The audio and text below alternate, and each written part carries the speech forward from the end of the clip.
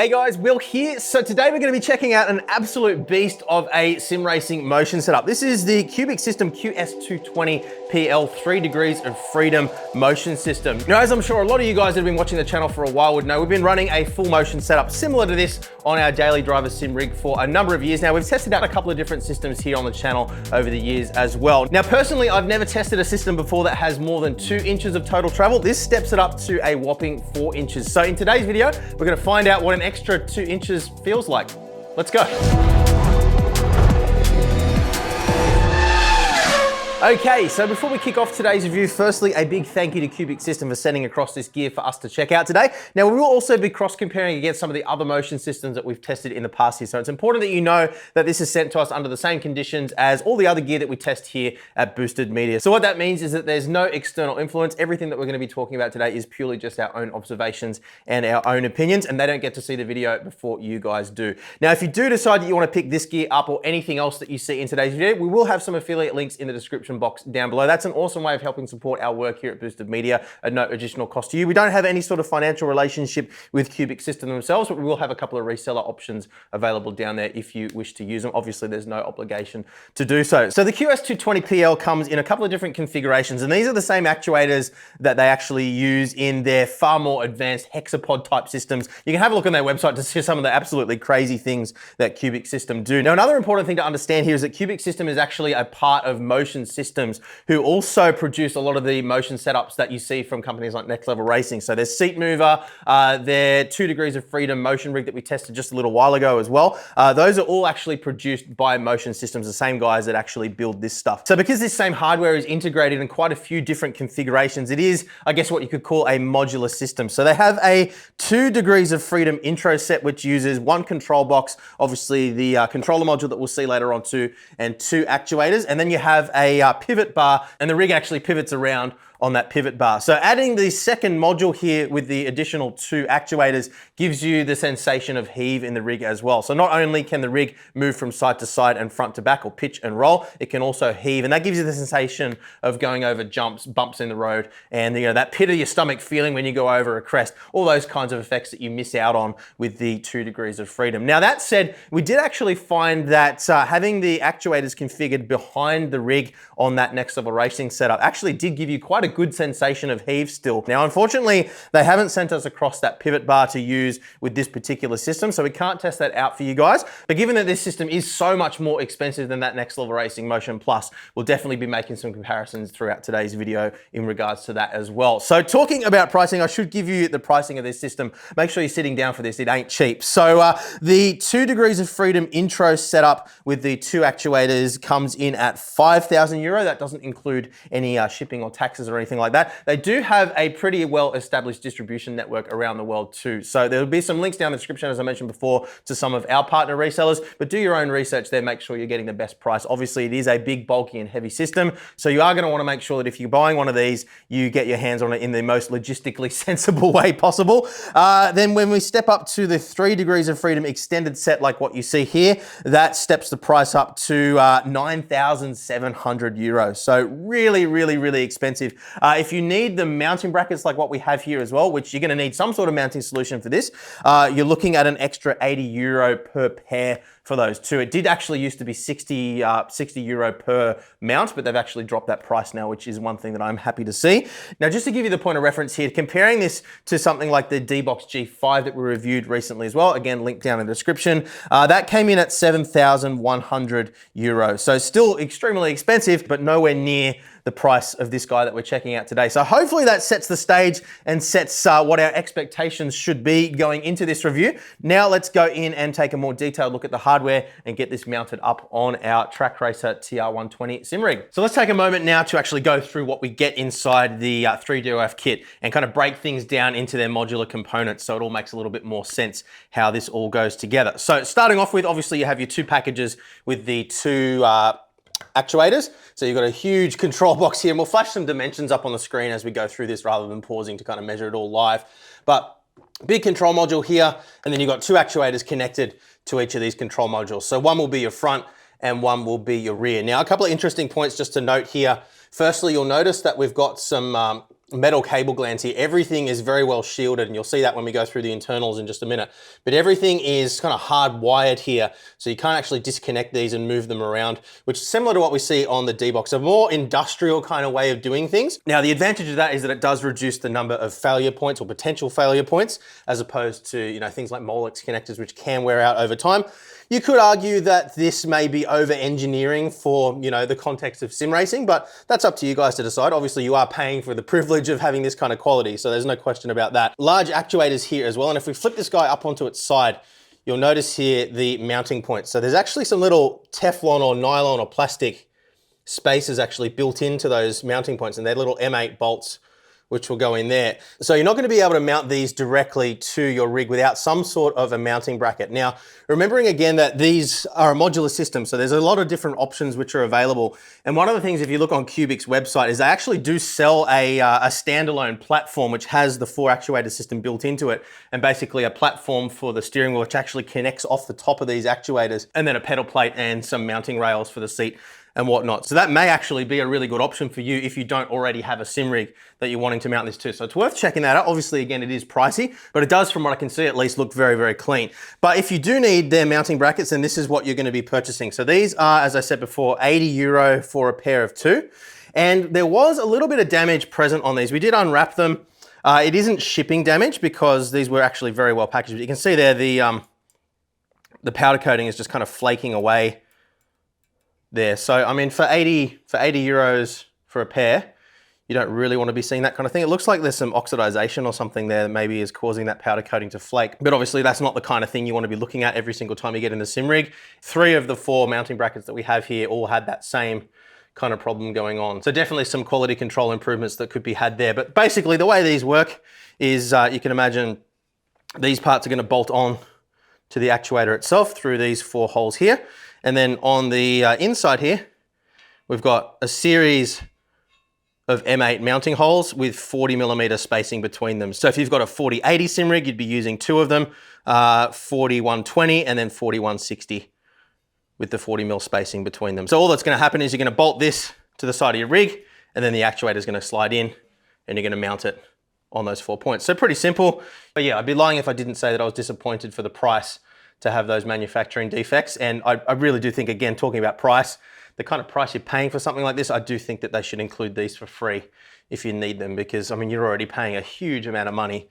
And yeah, it just seems silly. But again, just do check your local resellers, because we found that some resellers do actually include some different mounting solutions. And talking about the D-Box again quickly, when we got our hands on the D-Box G3, we got that through SimLab, and they actually included some of their own mounting brackets to mount directly to their P1X cockpit. So do your research there, make sure that you're getting the best thing that's going to suit your needs best. Now, while we're still talking about mounting, let me just quickly come around here.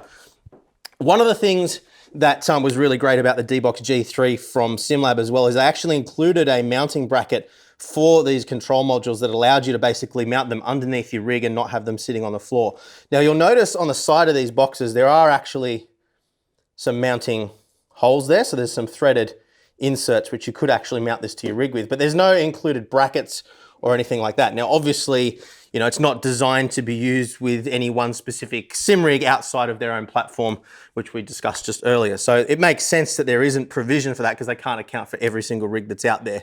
But it is going to make it a little bit more tricky to mount to your rig if you are wanting to sort of keep things up off the ground, particularly if you're on carpet. You don't really want to have an electronics box like this that's got airflow through it sitting on the carpet, because it may bring in dirt and debris and things like that. Also be mindful that there is an intake on the top here too, so you don't want to be sort of sitting directly above that, having dirt coming off your shoes and falling directly into that too. So just be sensible with the placement of these boxes. And if we flip that around, you'll actually see on the back side of this too, just be careful of those connectors there. There's the various different connections which we're going to use to get this all up and running. I'll run you through what's included in terms of connections in just a minute. So look, really it's as simple as that in terms of the, you know, the mechanical hardware here. Let's have a quick look at the internals too, just to run you through that and the build quality there, and then I'll take you through the connections too. So come over here, and what we've got is basically just the lid taken off, and then this brushed aluminium insert, which basically just makes the Qubic logo look nice like that. It's not really serving any other functional purpose. I thought it might be a heat sink or something, but it's not really doing anything like that. But yeah, look, a pretty simple design overall when you break it down into its individual modules. So you've got your power supply coming in here with a sealed Meanwell unit, Meanwell being a very highly regarded and high quality power supply. So that's taking your 110 to 240 volt input. We will talk about voltages a little bit later on because that is significant when it comes to the load rating for these actuators. So that's stepping it down to 24 volts DC. That then goes into our line supply circuit here. You can see that's pretty hefty. We've got some chokes and some capacitors, a couple of fuses there too as well. So that's going to protect the circuitry should anything go wrong theoretically.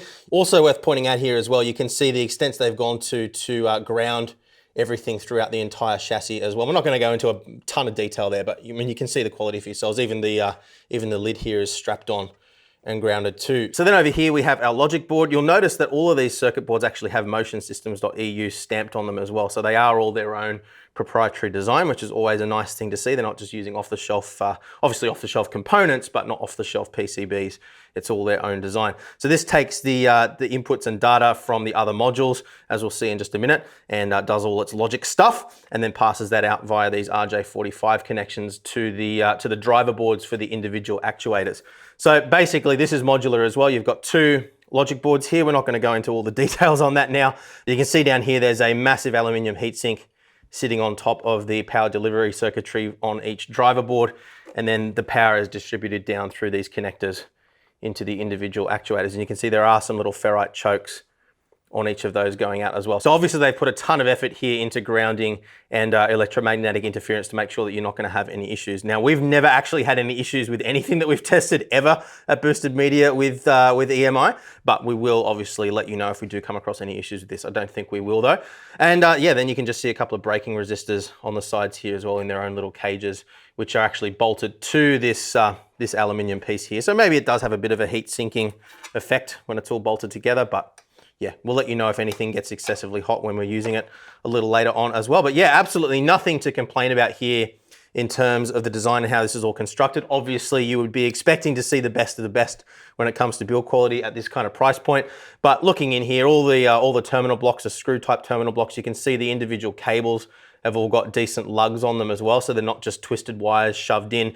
We don't see any dodgy connectors that are just like hot glued in place or anything like that. So not that there's anything wrong with that, but again, we're looking at industrial quality stuff here, and that is exactly what I see when I open this up and have a look internally. So nothing to complain about there at all. So that is the main individual components that make up this system. Let's just have a quick look now at how it actually all connects together. Now, one of the things that I do want to call out here is the exceptionally well presented instruction manual. You'll actually get two of these if you buy the 3DOF system, but this takes you through absolutely everything you need to know to get this up and running. So I'm not going to spend a whole bunch of time, picking this to pieces, but trust me when I say that every bit of detail that you're going to need, even just down to things like circuit designs and wiring diagrams and everything, is all in here. So it's all very, very well presented, again, as you would expect at the price point. But I've turned the page here to the wiring diagrams that show you actually how to hook everything up. So if we break it down into its individual components here, you've got this little tiny USB, I guess dongle you could call it, with a micro USB connection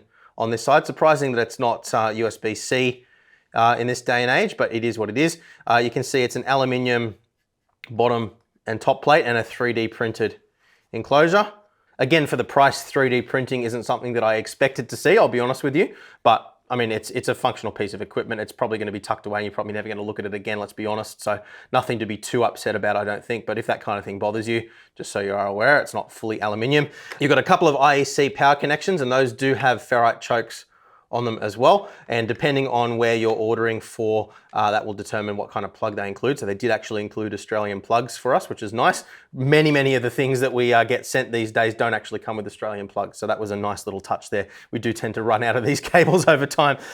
So then there's a couple of RJ45 connectors here. One of those is going to be for connecting the dongle through to the primary control module, and you can see those are shielded RJ45 connections too. And then the second one is going to be to daisy chain the first unit across to the second one. Because again, this is a modular system, you can actually add all the way up to 6 degrees of freedom if you want to. And the way you would do that would just be to continue to daisy chain more and more units together. And that will give you things like heave and surge and all those kinds of things. Then when you get to the last one, they include a little tiny dongle here, which you plug in, and that's basically just a terminator to let the system know that that device is the last one in the chain. And then we've got a couple of jumper cables here as well to daisy chain our emergency stop, and you can see there's little Molex connectors on those. They are quite flimsy, but again, it's something that you're going to plug in and never really touch again once it's all cable managed and everything. So I don't really think that that's a problem. But yeah, if you were to step on that cable, it would tear it away from the connector. So something that I think is worth just noting there. And then this is the emergency stop button. So a nice high quality industrial kind of button here. Push it down, and it's going to instantly stop your rig. So you can mount that up and close to where you can reach with your hands. Obviously, you don't want to have it behind your steering wheel. You don't want to be reaching past the steering wheel to get to it. One thing I will mention with the e-stop though is that I'm a little bit surprised to see that there isn't any provision for mounting on the back. It doesn't have any tabs or anything like that that poke out. It would have been great to have seen something similar to what they've done here with a 40mm mounting pattern that would just make it easy to bolt this directly to a piece of profile. But we're probably just going to double side tape this for now, to be honest with you guys. But yeah, you're going to have to come up with some sort of a solution to actually hard mount this to your rig. So again, for the price, we do need to nitpick these kinds of things, but it's not a huge deal breaker or anything like that. There's a little USB cable as well, obviously, to connect through to your PC. That is relatively short. That's only about 40 centimeters long. And then we just have all our mounting hardware. Now, again, depending on whether or not you order these mounting brackets will determine what you get in here. There's some mounting bolts here, which are, I believe, to mount the actuators themselves across to the mounting brackets. And then they include a bunch of stainless M8 bolts to actually connect this to your rig, as well as some T-nuts, which are the spring ball type T-nut, which means that you can actually slot these into your rig without having to pull the whole rig apart to get into the side. So that's a nice inclusion too. I much prefer the spring ball types to the spring leaf type, but we've talked about that a million times here on the channel at this point, so you can go watch some of our sim rig reviews if you're wanting to understand more about how these work. But I think that covers everything we need to in terms of the hardware and looking at it on the ground. Oh, they also do include these little casters too. So it's using a non-captive style system that allows those actuators to pivot at least to a certain extent on the ground. And obviously that's going to be important because as the rig tilts forward or sideways, there is going to be a little bit of lean on the actuators themselves. They're not going to be always sitting directly up and down relative to the floor. And that is everything. So we'll get it mounted up on the rig now, show you what it all looks like installed. Then we can get into software and driving. Okay, so we've got the system all set up now on our Track Racer TR120 test cockpit. Now, one thing just to point out here, you'll notice with the TR120 that it does have this step in the profile. It's wider at the back than it is at the front. So what we've done is we've added some extra 40mm profile on the front here just to step it out so that the system is completely square with itself. So you can see it's in a rectangle shape. There is some important calculations when it comes to spacing. That's all covered in the instruction manual. But to give you the basic rundown, it does need to be a rectangle. So the width has to be identical. And then basically from there, you put the measurements for the physical spacing into the software and it does all the calculations for you. So generally you want to have the rear actuators pretty far back as you can get them, simply because the bulk of your weight is generally going to be towards the rear of the sim. That's where you're sitting. So you want to have the weight distribution as even as you possibly can, just to make sure that each actuator is getting relatively an equal load and you're not overloading two and then underloading the other two. Now, because you're sitting in the back of the rig, it's never going to be absolutely perfect, but it's kind of like corner weighting a car in real life, if you want to think of it that way. Now, the other thing just to mention here as well with the physical setup is, as you can see, the actuators are quite large themselves. Now, there are a couple of different options with these mounting brackets. We've gone in the low slung option. So basically the frame is mounted towards the bottom of the bracket. You can actually flip that around 180 degrees, which will mean that the rig will end up sitting a little bit higher on the actuators, but it will mean that the top of the actuator sits a little bit lower as well. So let me just jump in quickly and show you. One thing I was a little bit worried about is that my elbows might end up hitting that, and that is quite sharp. What I've said to them is that it would be a great idea, in my opinion, to have some sort of a little neoprene or silicone cap that sits over this just to give it a soft top here. So if you do happen to hit it with your elbow, it won't be a problem. But yeah, with this particular rig, if I flipped that around and had it the other way around, this would sit low enough that it wouldn't be a problem, but obviously it will depend on your particular setup. Now, just hopping out again, one thing to mention also with regards to the actuators, I did ask them why they're so big. If we just grab a D-Box G5 actuator here as well, you can see the massive size difference there. And obviously this only has 1.5 inches of travel compared to the 4 inches that we have over here. But again, you can see that there's a big difference in the footprint. This has got the integrated power supply. And again, you can see our full review on the D-Box G5 and comparison with the G3 that we run on our daily rig if you're interested in that. But Essentially what's going on here is you've got a larger, more powerful motor to begin with. The motor that they've chosen here allows it to actually achieve a maximum velocity of 800 millimeters per second, which is pretty darn impressive. So you've got the motor at the top here, then you've got a spring assembly as well, which basically sits over the ball screw assembly, which winds in and out the feet of the actuator. And that actually allows a little bit more capacity in terms of weight bearing as well. I think he told me it was about 40 kilograms of extra capacity that spring gives you. And that also works with the gravity compensation system that we're not going to go into all the details of exactly how this stuff works because the video will be 2 hours long if we do that. But if you are interested in all those internal workings and exactly what they've done here, there is some really detailed articles on their website. I'll link them down in the description for you if you're interested. So yeah, you've got a spring assembly, you've got the actuator arm itself, which is a bit that you can see poking out here, and then the motor is sitting at the top of that. Now, another thing that I did ask them about, just while we're talking about the actuators, is are they looking at doing a cheaper option that has less travel than the 4 inches here? And they said to me that it's not something that they're really looking at in too much detail at the moment, simply because the cost involved in actually producing equipment of this quality and all the other associated electronics don't really change all that much depending on the travel. So they said it wouldn't really be a whole lot more cost effective to do a version that had less travel. And they kind of felt like, you know, the 4-inch travel that we have here is really the sweet spot in terms of, you know, working well for a wide variety of different applications, from flight sim all the way through to, you know, truck driving simulation, dirt track, and then obviously road. So it's going to be really interesting to see once we get up and running just how much travel we are actually using when we're doing things like road racing. That's one thing that I'm really interested to see, as we alluded to earlier on in the video.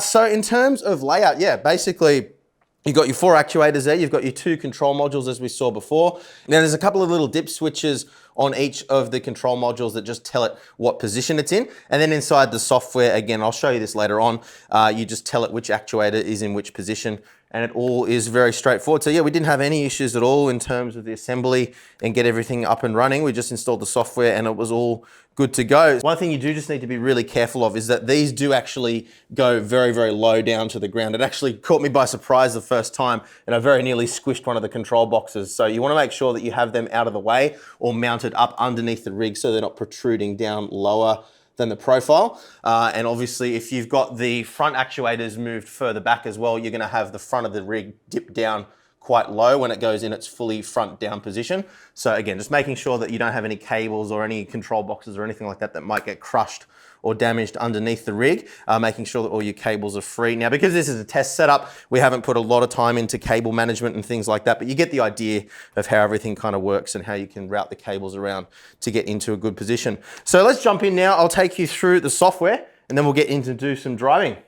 All right, so let's take a quick look now at the Qubic Manager software. Now, for anybody who is familiar with Next Level Racing's seat mover, traction loss, or motion platform, the software here is pretty much exactly the same. As we mentioned earlier, those products are also developed by Motion Systems, who also make Qubic, so it makes sense that it's running the same software. So really powerful software. There's a lot of stuff that you can do here. I'm only going to scratch the surface in today's video, but if there's any specific questions that you have, definitely let us know in the comments down below. And if there's enough interest, we can of course come back and cover some aspects in more detail. But basically what we have here is an array of all the titles that are detected on your system. So obviously what you see here will depend on what you have installed. And then you can also import and export profiles too. There's also a cloud system here too, which is a really nice addition. So you can click on the profile database, and that will allow you to actually go through some profiles that other people have made that have been approved and tested by Qubic Systems.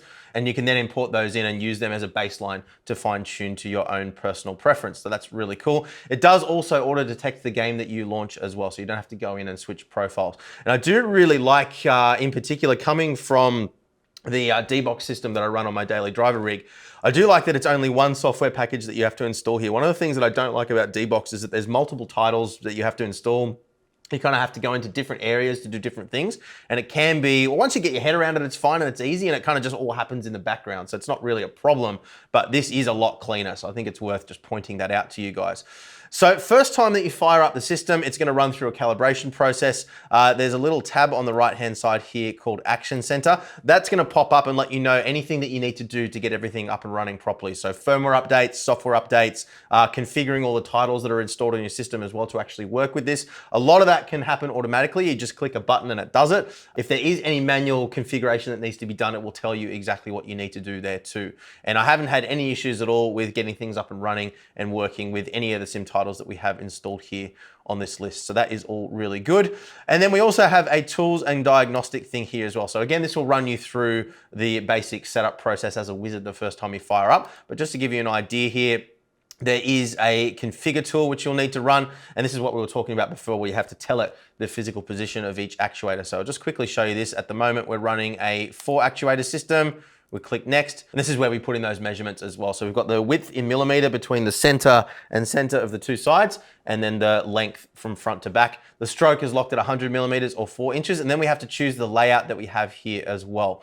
So this will purely just depend on how you install it. There's multiple different ways that you can. In my particular instance, it's layout 2, so actuator 1, 2, and then 3, 4 at the front. And then scrolling down, we've got a little bit of diagnostic information here. So driver temperature, motor trim. So if we're having to compensate for an uneven floor or anything like that, we can do that in here too. And then the voltage that's being supplied to each of the motors as well. And you can also identify each actuator, but we don't need to do that now. And then scrolling down here, we have operation modes. So we've got 3 different modes depending on the load and voltage that we have present. Now, if you want to run Q mode, which is the most aggressive mode, you will need to be in an area that has a 230 volt AC power supply. So if you're in the US, for example, you might have issues here. I don't know if there's ways around this by using an inverter or something like that to step up the voltage, but I would imagine this has something to do with the fact that the lower the voltage is, obviously the higher the current needs to be to achieve the same maximum amount of power. So yeah, I'm not 100% certain if there are any ways around that, but we will do some testing today in performance and heavy duty modes as well, just to let you know whether there's a huge difference between them and whether not being able to run Q mode is potentially a deal breaker. So we're going to start off in Q mode today. We'll hit OK there too. Now there are a couple of other features in here as well, which I do think are worth calling out. There is the option for VR and monitor motion compensation as well. Now this is a bit of a can of worms to unpack, and it might be worth doing a separate video on this, I think. But what this is essentially doing is allowing you to compensate for the motion of the physical rig inside your VR headset. So obviously, as you're moving around, your position relative to the vehicle that you're sitting in is also going to be moving as well. And that can lead to a little bit of a disconnect in VR. Now, at the motion levels that I've run previously, I haven't really ever found that to be an issue, but you will find that if you're running a lot of motion, it can actually be quite disorienting. So that is a great feature to have. And if you guys are interested in unpacking this and actually testing it out, let me know, and we might do a separate video on that. Same kind of idea as well here for fixed monitor setup. So obviously, if you've got your monitors mounted to the rig, everything's going to be moving in unison, and it's not going to be an issue. But if, like me, you have your monitors in a fixed position, then what's going to ultimately happen is, as the rig is moving around, the steering wheel's location is going to move relative to the dash, and that can be quite disorienting as well. And again, let me know if you're interested in unpacking this further, and we can do some videos testing all of this out as well.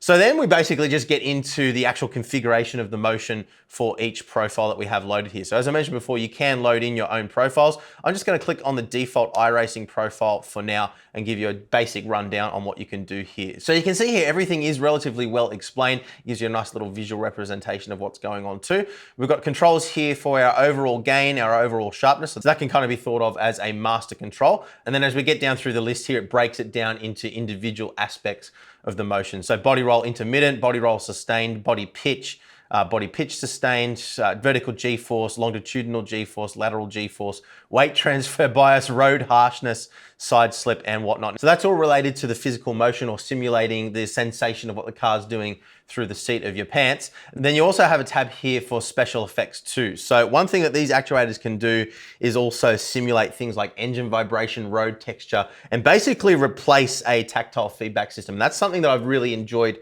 on my D-Box system compared to some of the other motion systems that we've tested. And that was one thing that I did feel was missing from the Next Level Racing motion platform, for example. So something to be aware of there. But again, you can see this gives us individual control for things like rev limiters, RPM effects, gear change effects, so you get that real clunk as you change gears, and so forth. We've got wheel slip here as well to give you a sensation of when you lose traction, rumble strip frequency, so you can really get in here and fine tune pretty much every single aspect of what's going on. So, I mean, it may seem a little bit overwhelming for some people, but I mean, the fact that everything is really clearly described here, you know, I think is going to make it rewarding to actually go through here, fine tune things and really get in here and fine tune it to your own personal taste. And look, most of this stuff is very, very subjective. What I will say is that there is a very fine line between things that are actually adding useful information to the experience and things that are just adding superfluous noise. So you don't ever want to be just sort of being thrown around to the extent that you lose control and your muscle inputs end up having to be explosive to overcome those effects. You really want it to sort of be communicating what the car's actually doing to you. So just keep that in mind when you are going in and fine tuning this stuff. Now, one thing that I've always found with every motion system that we've tested to date is that the default settings do tend to be a little bit on the extreme side. They really kind of want you to get thrown around and experience all that the system has to offer. So what I did was I asked Qubic to actually send me a profile for their recommended settings for iRacing, and that is what we're going to be using here for our very first time driving out on the track. So we've loaded the profile here, and I'll give you a quick look at the settings. You can see the overall gain and sharpness levels are set to 1, so that's like 100% of the settings that are down below here. So if I find that it feels good, but it's just too extreme, I can wind those down. But you can see here as we scroll down, for the most part, most things have actually been cranked down quite a bit in terms of gain, and then the sharpness has been increased a little bit over default. So yeah, I'll do some driving and then I'll come back and I'll let you guys know where I land with these settings. But you know, for a review video, it's not really about what I like, it's more about what the system is capable of and what it's actually communicating. So let's head back out now. And I think it's time to jump on the track. So to capture my initial impressions, we've loaded up iRacing around Mount Panorama. Lots of undulation here, and particularly the first straight, which we're going to be coming onto. It's got a real crest in the road that I remember with the D-Box G5 and G3. I really got that sensation of that pit of your stomach movement as you go up over the crest. So it's going to be really interesting to see whether that occurs here as well.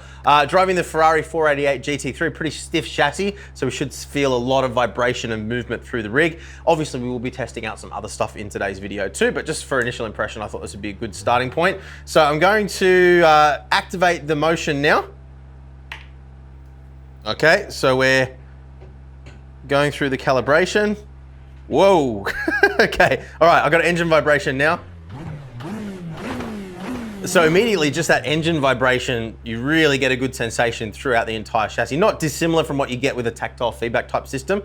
So when I rev up, obviously getting the sensation of the RPMs coming up and lowering. So that tactile feedback underneath is very good, just at a basic level like this. One thing I am noticing is that the sensation does taper off a little bit at the higher RPM. So I don't know whether we're just getting beyond the frequency response range of the actuators, but again, this can all be adjusted potentially in the system anyway. So I don't want to spend too much time picking this to pieces immediately, but this is the profile that they suggested I use as a first experience. But let's head out. Whoa, okay. So a good amount of sensation there. Definitely feels very sharp immediately, very responsive. A lot of texture there.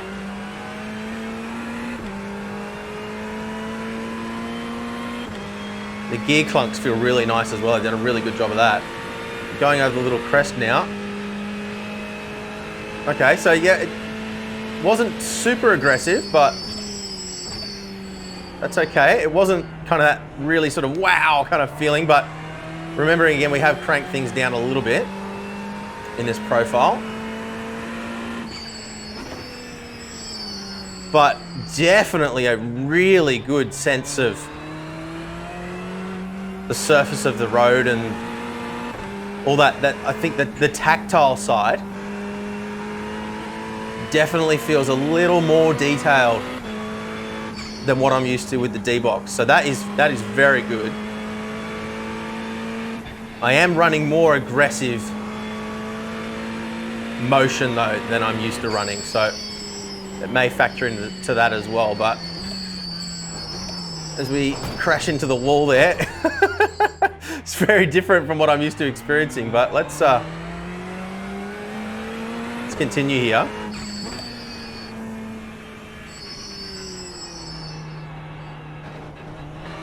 Okay. So I'm gonna bump it up over the curbs through these next few bends. But I mean, you can see how much it's moving around, just simulating the bumps and textures of the road and over another crest here now. It's actually, you can hear a little bit of shaking in my voice too.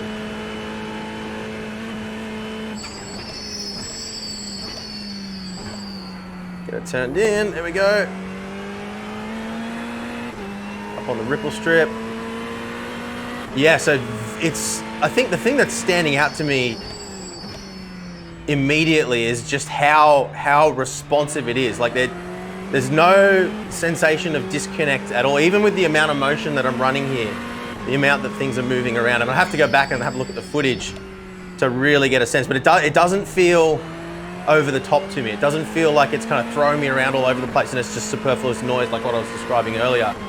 I do feel a greater sense of connection with the road than what I'm used to. It's interesting, the undulations aren't bucking me around as much as I thought they might. It's more just those more finite textures. But again, this is all stuff that can be adjusted. Whoa, in the wall. Oh, there we go, there goes our bonnet.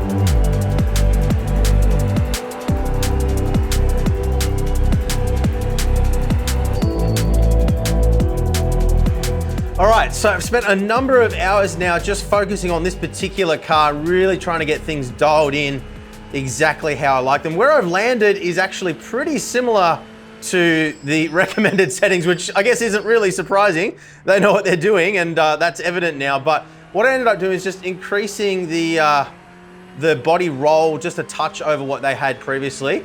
And then winding down the overall effects to about 85% strength in terms of the movement of the vehicle, not so much the road effects and things like that. So what's happened, what that's resulted in is, me being thrown around less in the car than I was before, having a little bit more control. I felt like I was just over that edge for me of, the balance between the car driving me versus me driving the car, I guess you could say. But where I've landed now, really, really, really happy with this. And I think, I've been spending the last hour just sort of driving around and sort of analyzing everything in my mind, sort of trying to figure out where to focus the attention for you guys so you can really sort of know where things are standing out for me. And really, the main thing that's jumping out to me is the sensation of extreme response time and responsiveness in general. It feels so snappy and so, I guess, aggressive would be a good word to describe it. You really feel every single little bump, and even like I've got the gear change effect cranked up quite high. That's something that I've always enjoyed ever since the very first time I tried any sort of tactile feedback with the butt kicker system back on my old Next Level racing rig about 4 or 5 years ago now. But just the immersion that effects like that give you are absolutely amazing. I know that I'm not really doing it justice in terms of my excitement, just because, I've been using motion systems for a very long time now. So if you're comparing this to something like the SimuCube pedal review that I did the other day, you'd notice that I'm not as excited now as I was in that video. That was because I was experiencing something new for the first time. This isn't anything new to me, but this is definitely taking it up a notch from what I've experienced before. Just in that, I always found with the D-Box system and the Sigma Integrale system as well, you reach a point where if you crank up the effects too high, it does start to feel a little bit disconnected. Not only does it start to throw you around so much that you can't control the car so well, but it does start to feel a little bit disconnected. And I can't quite put my finger on exactly what it is with it. It's probably a combination of a lot of different factors, but this is just so insanely responsive. Every little bump, even just there when I hit the curb, it really gave me a good sensation. And motion is all about trying to convey the sensation of what the car's doing underneath you to the driver, rather than actually trying to, I guess, simulate what the car's actually physically doing. So we're not trying to make the cockpit move exactly the same way as the car's chassis does in relation to the wheels. That's not really what it's about. It's all about just really giving you that seat of the pants feeling. And it's been interesting also in looking at some of the footage as well. The car's, the chassis of the sim rig isn't necessarily moving around, inches and inches and inches at a time. I'm having trouble driving and talking because there's so many things going on. But yeah, the chassis of the sim rig isn't necessarily jumping around and, you know, making full usage of that entire 4 inches of travel. But I think what is happening and what is making a difference is the washout filtering is able to make more use of the scope of movement that we have available here. So washout filtering is basically, to put it very, very, very simply, the way that the system actually returns itself to the center of the travel, or the optimum position, without your body feeling the sensation of movement. So motion is interpreted by your brain through a couple of different systems in your body, your vestibular system, or your inner ear being the predominant one. And basically what the washout filter is doing is it's allowing the rig to move back into that center position without you feeling the sensation of that movement, because obviously that's not something that's going on in the car, you know, really. So, you know, you don't want to actually be able to feel that sensation. It can feel a little bit weird. And that was one of the big problems that I had with the Next Level Racing Traction Plus system, is that I did feel that sensation of it having to return to center all the time, and it just felt disconnected. Felt like I was just sort of floating around in space. And that's an extreme way of explaining it, but that's essentially what I was feeling. I think what's going on here is, and again, I could be wrong here, this is just me trying to make sense of what I'm feeling. I think what's going on here is because we've got that additional travel, if the car's position is higher up on the stroke, so say for example, we're going down a hill, we still have that scope of movement available, that we can still generate those effects at a higher or a lower position throughout the stroke. So again, I could be completely wrong there, but I feel like rather than, at least with road racing like this, we haven't looked at dirt track racing yet, but we're making use of that travel range in other ways, rather than just, you know, throwing you up and down 4 inches at a time. I mean, this kind of driver, you wouldn't expect to feel that sensation anyway, but I can definitely tell you that this is capable of more sensation than what I want. Like I've got things dialed down to probably, when you look at that master control and the way I had all the other settings dialed in, I'm probably only using this to maybe 30, 40 at most of its full potential. And that is more than enough to give me all the sensation that I want. You can hear in my voice, you can hear that my voice is shaking, but let's just bump up over a couple of other curbs, drive a little bit more aggressively now. I'll shut up for a bit and just let you guys watch what's going on with the movement of the sim versus what you're seeing on the screen, and just how responsive everything is, how tight everything feels. So let's head down the mountain now.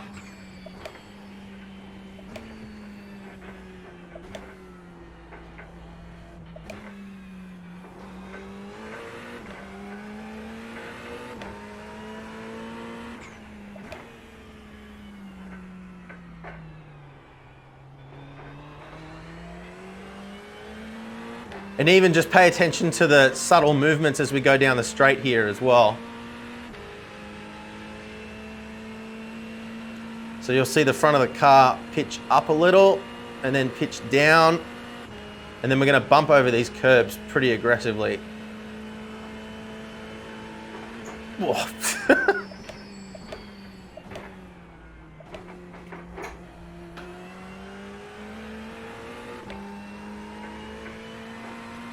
So it really does give you a very authentic and connected feeling of the car bumping up over those curves. We'll hit this one aggressively too. And yeah, straight away, you really get a sense of not only the car's movement, but also the front to rear interaction as well. Is very, very, very sharp.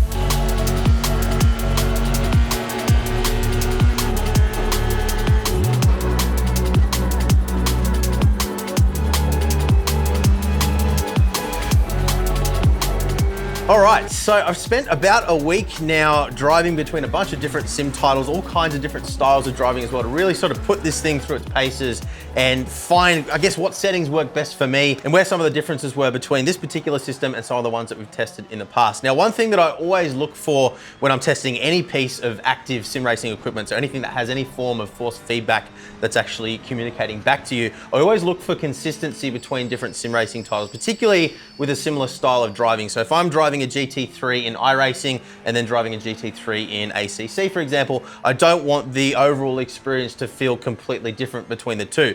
And I'm happy to say that the driving experience was actually very consistent between all the sim racing titles that we tested with this particular system. It hasn't really been a problem with any other motion system we've tested in the past either though. So I wouldn't go as far as to say that it was a standout advantage of this system over some of the others that we've tested, but certainly not a problem with this system either. But really the overall driving experience is absolutely fantastic. The thing that really stood out to me the entire time that I've been using this is just the sharpness and responsiveness of this system. Absolutely no noticeable latency or lag between what I'm feeling and what I'm seeing on the screen. Now it can of course vary depending on your setup, the monitors that you're running, the PC that you're running and whatnot. But in my experience with our setup here, absolutely no discernible lag or latency, nothing that kind of gave me a sensation of disconnect between what I was seeing and what I was feeling through the wheel and what I was feeling through the seat of my pants.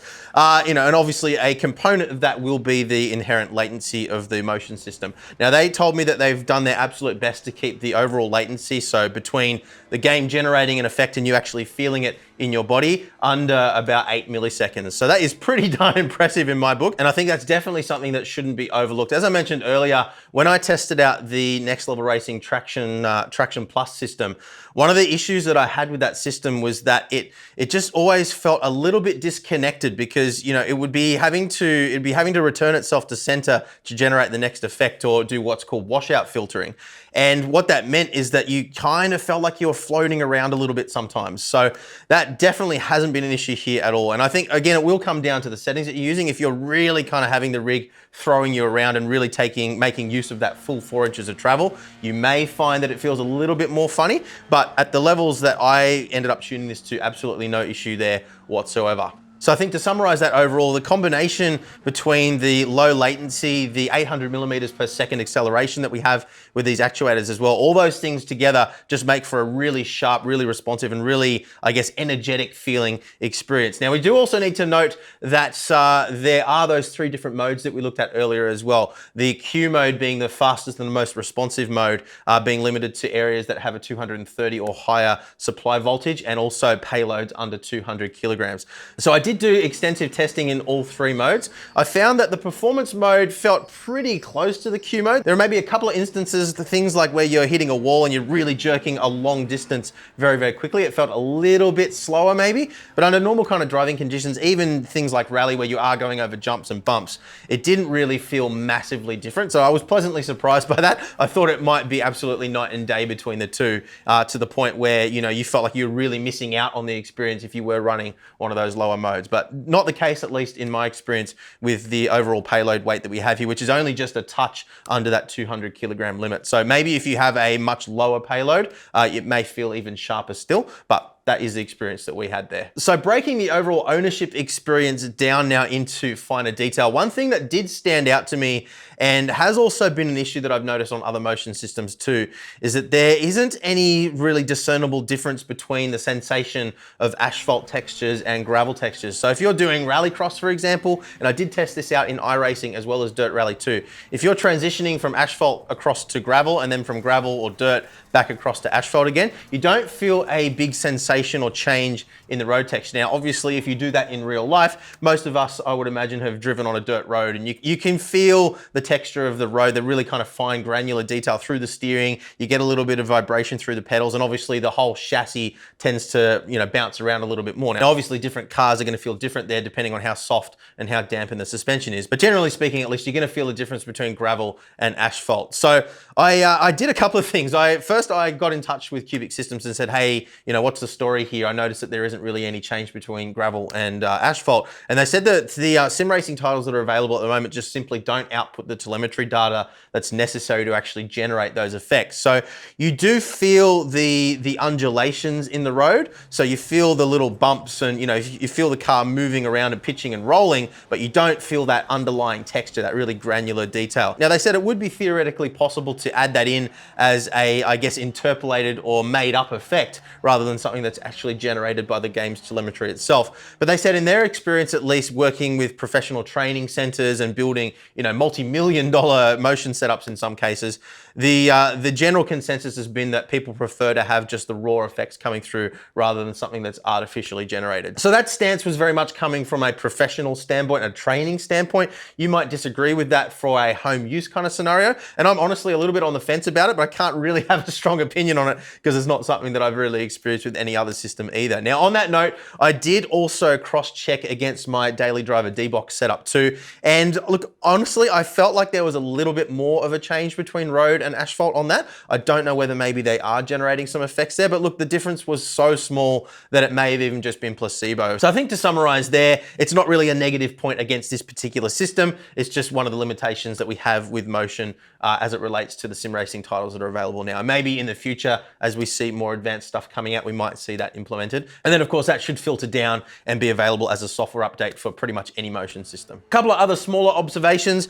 Didn't notice any heat generated by the actuators or the control boxes at all the entire time that we were driving. Now it has been quite cool in our environment down here, about 20 degrees Celsius ambient temperature, but the actuators and the control boxes have remained cold to the touch the entire time. And that is including doing things like dirt rally where we're really kind of throwing the rig around. So yeah, really impressed with that. I feel like there's obviously a lot of headroom in there, and even compared to the D-Box G3 and the G5, those do at least get warm to touch. Certainly nothing to be concerned about in the context of those other systems, but one little observation that I did have relating to this guy. Another thing that I noticed is that the actuators themselves are extremely quiet on this system, but you do get quite a bit of noise generated by the rubber feet on the legs or the actuators themselves interfacing with the rubber casters that sit underneath it. As you'll see in this footage playing now, they do tend to move around quite a lot inside those casters, and that is obviously by design. It's intended to do so. We never had a scenario where it actually jumped out of the casters, although we did get very close in one particular extreme scenario where I decided to drive into a wall at about 300 kilometers an hour just to see what would happen. But yeah, no issues there, but you do find that as the rubber kind of moves around, it does squeal quite a lot. So to put that in the proper context, that was the one thing that I could hear with this system through my headphones, whereas when I'm driving with my D-Box system, I don't hear that system running at all when I have my headphones on. One important thing to note there though, is that if you're in a noise sensitive environment, pretty much any motion system is probably not going to be usable for you anyway. It does tend to, shake the slab that the house is on or shake the floorboards. If you're in an apartment block or something like that, pretty much guaranteed you're going to have complaints from the neighbors down below. If you've got somebody trying to sleep or study in a room right next to you or something like that, it's probably going to be a problem too. So I wouldn't say that this system was excessively noisy, but I could hear it through my headphones, whereas other systems that we've tested in the past, I haven't been able to do so. But it was purely just down to those rubber feet squealing around in the cups. The actuators themselves are extremely quiet. Really, the only other minor complaint that I have is just the size of these actuators and how high they can sit up on your rig. Now, remember earlier on in the video, I did say you could rotate these mounting brackets around and drop these down a little bit lower if you wish to do so. I don't like the fact that they've got such sharp edges on. There were a couple of instances where I did bash my elbow against it. And even when it was lower, it is still possible to bash up against it as you get in and out of the rig. Now, most people's sim rigs are gonna have some sharp edges here and there, particularly if you've got a lot of stuff bolted to a profile rig, you're gonna end up with bits and pieces that you can bump into all over the place. But I think for the price, I would like to see some sort of a neoprene or silicone little cap that you could put over this, kind of like a phone case that would just stop it from being quite so sharp on the top edge. And look, I mean, it's nitpicking, but really it's the only negative thing I can find in the design overall. I think, in terms of installation, it was all very simple. The documentation was absolutely excellent as well. I would like to see them include some sort of a more universal mounting system so you could actually mount those control boxes up underneath the rig. You do need to be very careful where you put them, simply because the entire rig does drop down very low. It actually did take me by surprise the first time we switched it on, and I did have to quickly move one of the control boxes out of the way so it wouldn't get crushed underneath. So just be mindful of that. Obviously, they do have their full platform available, which has the steering wheel mount and everything actually integrated into the frame around the actuators. So that is an option as well, although you will pay a little bit extra for that. Not a little bit, it is quite a bit more expensive actually. But given that it is a modular system, it's going to be impossible for them to account for a mounting solution for every single rig that's out there. But I did really appreciate when we got our D-Box G3 system from SimLab with our P1X cockpit, that there were actually mounting brackets included with that, which allowed us to actually mount those control boxes up underneath the rig so they were completely out of the way. So there is that. just to consider as well. And then lastly, just wanted to touch on the software experience as well. You guys saw how it operated earlier on in the video. And yeah, look, honestly, it's just been a joy to use. It's very easy to kind of get in there, fine tune things. Everything's relatively accessible. There is a lot more that you can adjust on this system than any other motion system that we've tested in the past. So I think it's worth calling that out, even just down to individual special effects and even being able to actually tune the response curves themselves. There's really not much left that you can't do with this system. And I think that they've done a really good job of not making that seem, you know, too over the top and too confusing, too overwhelming when you jump in. All the tooltips, all the explanations are really nice and clear. And having that cloud-based system as well, where you can import other people's profiles as a starting point and then fine tune to your preference from there is a really great thing as well. So look, overall, as you would expect for the price, it's a really well presented product. And yeah, I think if you've got the money for something like this, then I have no issue recommending it. But I guess what it comes down to ultimately is it worth the extra money that you're paying over some of those other systems that we've tested in the past? And look, really, I think that's going to come down to personal preference. As I touched on earlier though, I never experienced a scenario where I felt disconnected from the force feedback or like I was floating in space. And I'm not sure whether part of that might be the fact that we have such a large amount of travel available means that the washout filter doesn't have to be quite so aggressive. You can imagine if the platform is already in a more upright position, then it's still able to generate effects around that position without having to actually return to center before doing so. So maybe it's contributing to the overall effects. I'm really not sure. Even just reviewing the footage, I couldn't really tell you. But what I would say there is, particularly if you're only really interested in doing road racing and if you're driving cars that are more rigid in their feel, like, you know, your GT3, GT4, Formula style cars, then the benefit of a system like this over something like a D-Box or a Sigma Integrale, which we've tested in the past as well, is somewhat more diminished. I think really where the value is in the extra money that you're spending for this over some of those other systems is purely just if you're doing stuff that requires really, really fast response time over large distances of travel.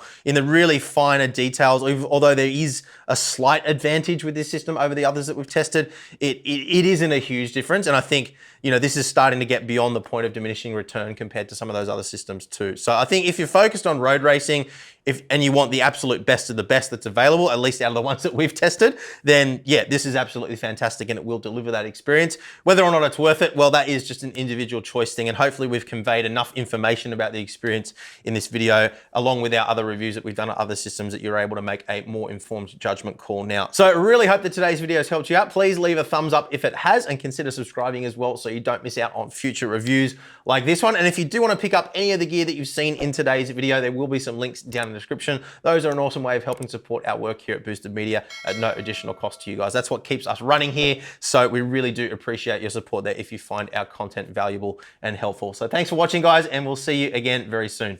Bye.